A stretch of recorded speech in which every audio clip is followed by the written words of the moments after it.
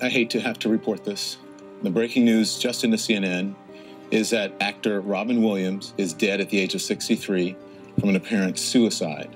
Every time there's a mass shooting or unfortunately a celebrity suicide or high-profile suicide, it's always in the news.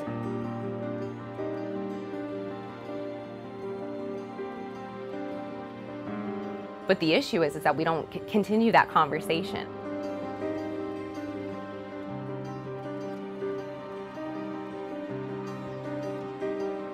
Actor Lee Thompson Young was found dead in Los Angeles just a couple of hours ago.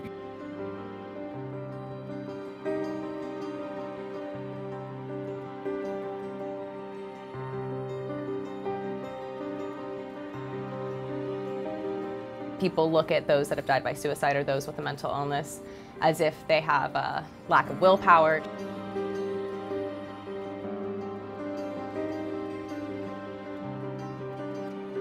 It is not correct to say committed suicide. It is death by suicide, because you never want someone to put blame on the person who died. Last week, the 11-year-old decided she couldn't be strong anymore. I think the way to break the stigma is so easy, and it's just we need to talk about it. If you are reading this, it means that I have committed suicide. Those words written on a Warren County teenager's Tumblr page. After my dad died, I didn't reach out or ask for help or learn anything about his death and the illness that he lived with for 47 years. 18-year-old Conrad Roy III sat, running a gas-powered water pump inside his pickup truck. You need to get people that struggle with depression or want to learn more about it, or people that just care, and everyone needs to sit down in a room and talk about it. Robin, what happened? What did you do? I'm going to commit to be an ally for those that live with mental illness. Hit by a big truck on an Ohio interstate and an apparent suicide. When we look at these other issues or forms of death or illnesses that we're not talking about, and that's the point of the Commit campaign, is we're going to talk about it.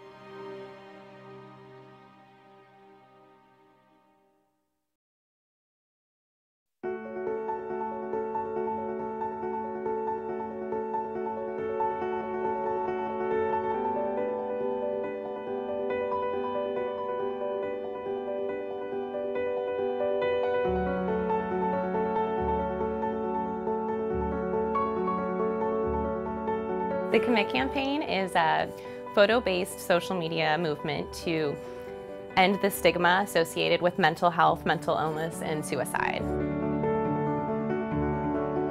With that being an online social media platform, that's just how our generation and generations to come will be connecting, so we really do think that this is the best way to have this conversation. People can get involved with the Commit campaign by writing the word commit on your hand, pledging to the Commit campaign. So what you do is you write the word commit on your hand and you hold it up and take a picture, take a selfie or have somebody take a picture, post it to your social media and write I commit and then tag the Commit campaign, and then you can list out why you commit. Christina is a survivor of suicide loss, having lost a couple of friends. And me, myself, I've lost my father. It's just over 8 years ago. He died by suicide. So we both have a personal connection to it.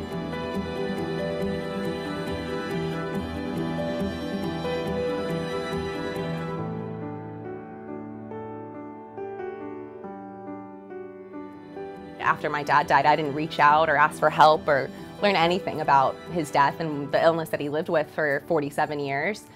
Until 5 years later. I was quiet. I went to college. I didn't share with anybody. And that was all due to the stigma. It's because I didn't feel comfortable. I didn't feel like I lived in a place where I could reach out and express myself.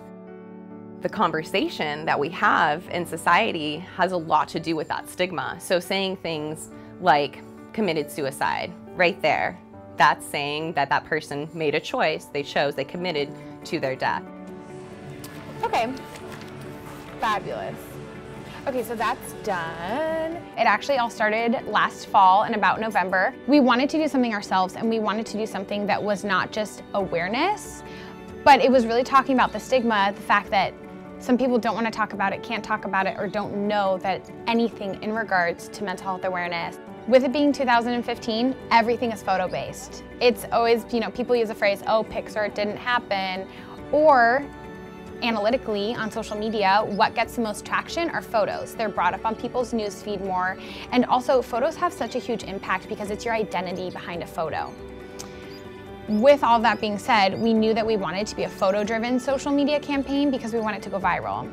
So if you actually go to our website, we have a series of pledges, and it's basically saying that I'm going to commit to breaking the stigma of mental health behind mental health and mental illness.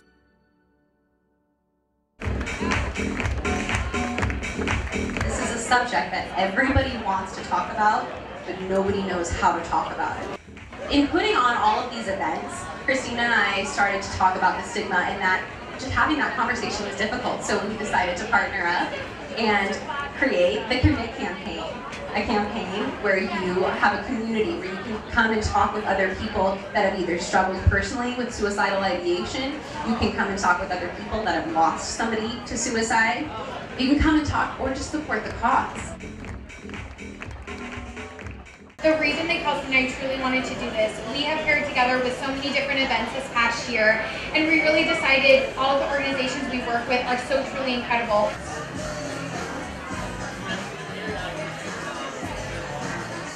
We see so many incredible things on social media every day, but do we see real photos on how people are really doing?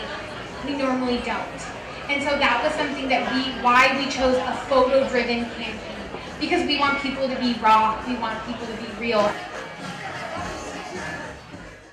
What we wanted to do is launch the campaign in our state of Arizona and in our community in a way that broke stigma right then and there. And in fashion and in music and in entertainment, it's not talked about a lot.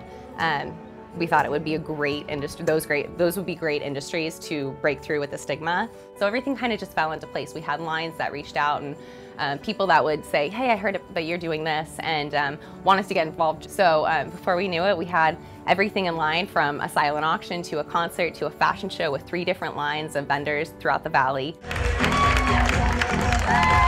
Our first group of models was the Miss America girls and all the title holders for Arizona. So that included Miss Arizona, Christina Tiacho, Miss Maricopa County, Miss Phoenix, Miss Scottsdale, about 14 different title holders.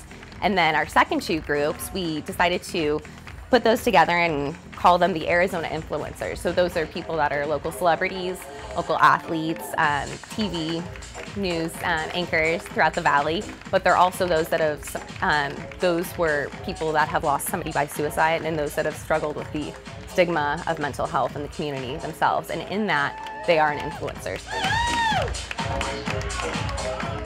On the night of the fashion show, we had Shayla, who's a 14-year-old young woman, get up there and share her experience with her personal experience with suicidal ideation and her attempt. I got to the point that I was so sick of who I was, and I felt very down, like I didn't matter anymore. And after, it's just a quiet moment. It was after the show. I was talking to her and she was a little bit teary-eyed, and she was just saying, you know, how powerful and emotional, but good that made her feel. It was her first time ever sharing her story. And I said, are you serious, on stage? It was the first time in front of all of those people. And I almost had to give her kind of a, I don't know if you know what you just did, pep talk, but there were 47-year-old men in that audience. There's 24-year-old college students that have been living with maybe those same struggles that have never reached out. And hearing that 14-year-old girl on stage share her story and then share her story of recovery and hope probably gave those people the willpower to reach out.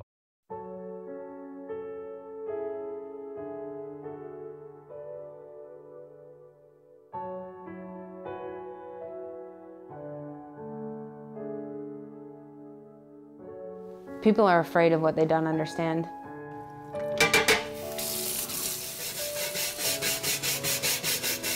And I just didn't feel like I was worthy enough. And it would be to the point where it was like I was so depressed and I was so down, like there's just this sense of like hopelessness, and you don't even, it's hard to get up in the morning. And I remember my senior year of high school, it was my last year, and I was just down as usual, and I said, I don't know how I'm gonna make it through another year. Like, something has to change this year, otherwise I'm not gonna make it. I mean, I'm not ashamed in the fact that I struggle with things that millions of other Americans deal with, and there's no point in being ashamed of that. Like, own up to who you are and try and better yourself. Do what you can to better yourself. I would classify it as kind of situational depression and anxiety. I moved to Arizona when I was a sophomore in high school. That transition was extremely difficult because my freshman year of high school was the first time I finally had a group of friends, because I've never really had great friends or really solid group, and when I transferred, I pretty much lost everybody. It was really difficult at first. I felt very isolated and ostracized. There was this sense, this lingering sense that I was almost like a freak in the decisions I had chosen to make in my life, and the fact that I wanted more out of life. And because I wanted more, that was abnormal.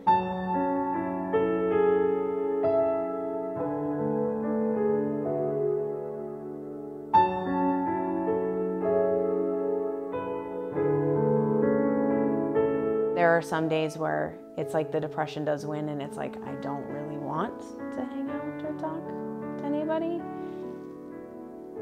And when they ask, when you see them the next time and they go, well, why didn't we hang out? Like, you have to catch yourself. You either find yourself lying to them, which is easier than explaining to them, well, I was depressed. Because I feel like that word gets thrown around a lot too. It's also stigmatized because of what is seen in the media. And we also live in a culture that doesn't embrace people with mental illness. We ostracize them. Yes. Oh, it's all blurry. There we go. I'm still here. Like, I can deal with it. Like, you will be okay. Like, I don't know. I choose not to give up.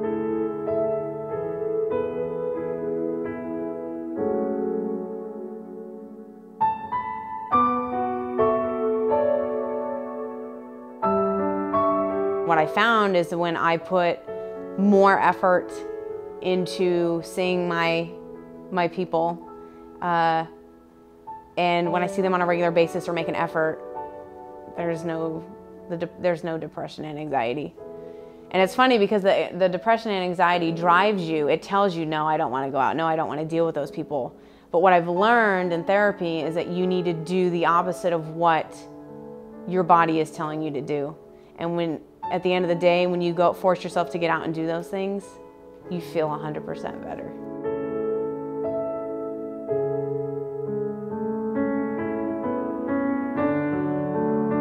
Running, especially when I've had a really bad day.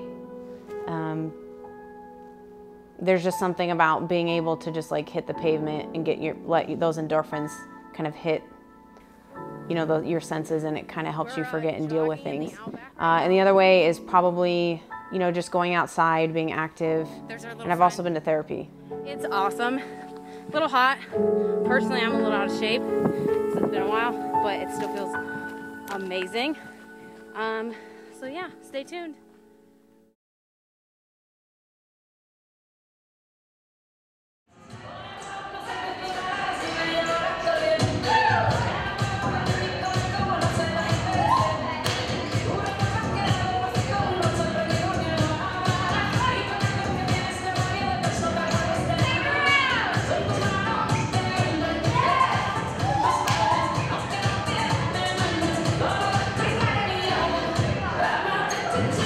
Why am I sweating so much? I'm barely moving.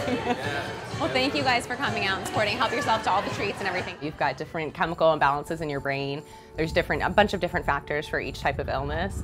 That being said, when 90% of people that die by suicide, they have some sort of mental illness, some sort of diagnosable mental illness. So for those 90% of people, it's not a choice. You wouldn't look at somebody with a heart disease and say, you willed that heart attack on yourself, or somebody with cancer and say, you passed out yourself there. Nobody does those things consciously, so we need to look at mental illness, the symptoms, and unfortunately, the death, the suicide, as not a choice. It's unfortunately an illness. Zumba is really one of those activities that you don't have to be the best at. I mean, we've got guides here, we've got people that are not the most coordinated. We wanted to do something that was fun and upbeat and a way to gather anybody in the community. It's great to take these kinds of events and also do them outside. I mean, everything has, from the inception of the Commit campaign, it really was all in Scottsdale. But the point of it is to break the stigma everywhere, online, across the valley, ideally across the nation. So bringing it downtown and bringing it to a different community, the downtown Phoenix community, having people that are naturally here on a Saturday morning, that's going to help break the stigma. I've had multiple people come up to me today and say, what's going on? What's this for? And having that chance to just have that three-minute conversation with them, they're going to hopefully go online and learn more a little bit later and maybe think about the words that they say and hopefully pledge and commit to the campaign. Ideally, we'd love to have committee members in every city, in every corner of every region of every state. But until then, we'll do what we can with the resources we have and the venues across the valley that have been amazing in donating their space, and instructors from different Zumba classes. We've done yoga events as well. Different things to promote just positive mental health, whether it's getting out and talking about how you're feeling that day, or man, this workout class was really hard, but I feel really good after and I'm glad I did it. Those are just the little things right there that can make the difference in our common conversation, and that's really the point with the Commit campaign, is to break that stigma and just talk about it openly and freely.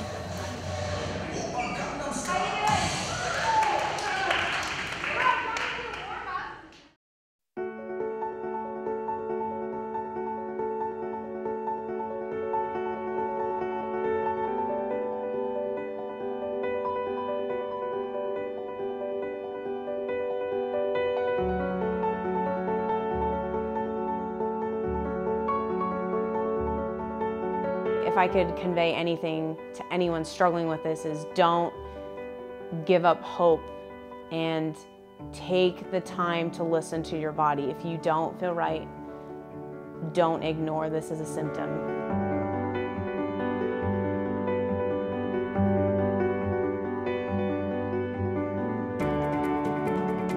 I think just being sensitive and open about it. And if for example, if someone in class came up to me and said, hey, I'm really sorry to bother you. I struggle with anxiety really bad. There's sometimes it's so bad I can't come into class. Would you maybe be willing to, take notes with me, for me? And I'd have no problems doing that. And first of all, that starts the conversation. Yes, it's incredibly uncomfortable for that person because they are exposing themselves. They're making themselves completely vulnerable to someone. For me, if someone asked me that, I would just check in on them if they didn't come in. Hey, are you okay? Just so you know, someone cares. And I guess I would react that way because that's what I would want someone to do.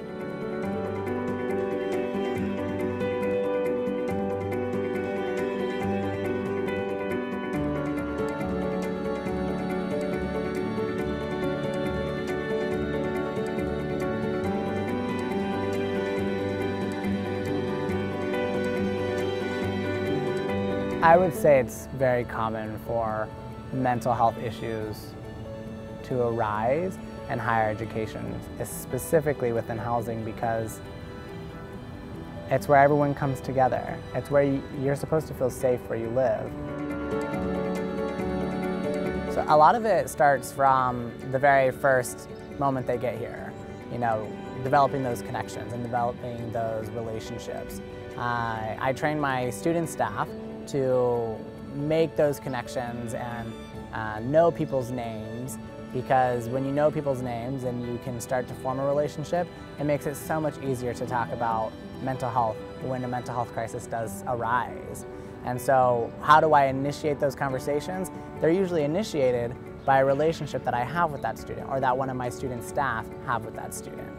And it's creating a space where we can talk about it, and making sure that the students know from the very beginning they have at least one person in the community they can go to.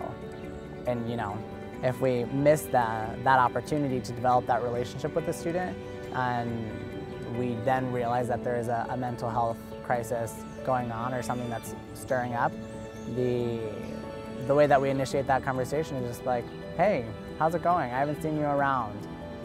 Or you're looking pretty down lately. What's going on? I'm one of the staff that work here.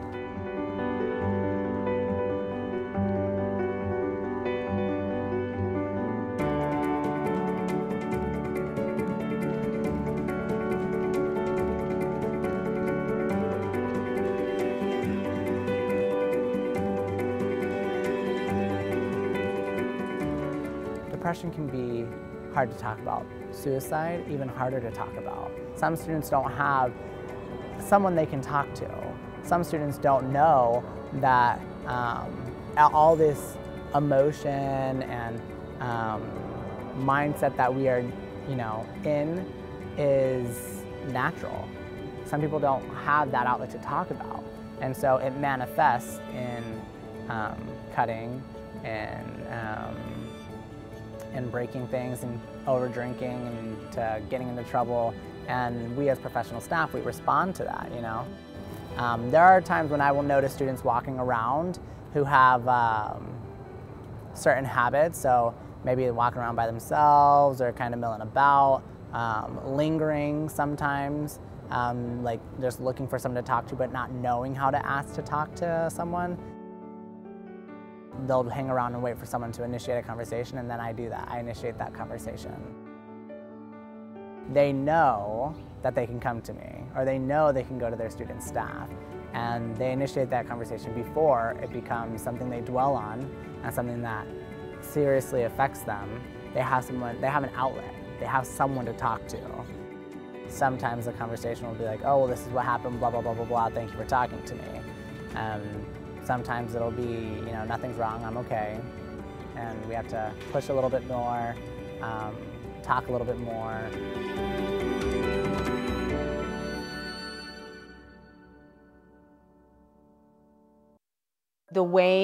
I think the way to break the stigma is so easy, and it's just we need to talk about it.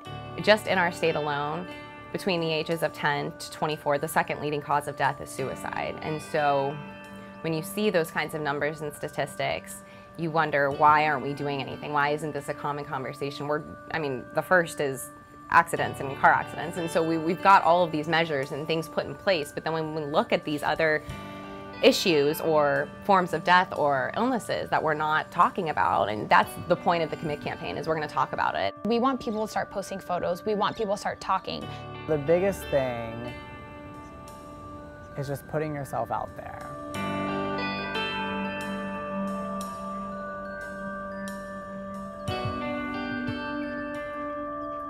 If you never ask someone how they're doing, you'll never know how they're doing. If you never ask someone if they are dealing with some tough times, you'll never know. And if you yourself are dealing with some tough times and you're not saying something, no one's ever gonna know. And so I always tell my students, speak up. Ask students what they're doing. Ask students what they're going through. Ask students what they're passionate about. I'm going to commit to be an ally for those that live with mental illness. And also I commit to ending the phrase committed suicide from my language. And I also commit to educating those around me when I have the opportunity to. Because what we really want at the end of the day is to help save lives. How do we do that? Change the conversation. And we want to continue that conversation. We want to create a safe haven for people to share their stories of stigma that they've experienced, and also have that safe haven be a place where people can feel comfortable in sharing that. I think you need to get people that struggle with depression or want to learn more about it, or people that just care, and everyone needs to sit down in a room and talk about it and explain how they feel and why. And even if there's no reason why, even if someone just says, I don't have a reason, I just wake up every day and I don't want to get out of bed. If you get those people in the same room talking about similar issues with people that care, that will give them a reason to get out of bed in the morning.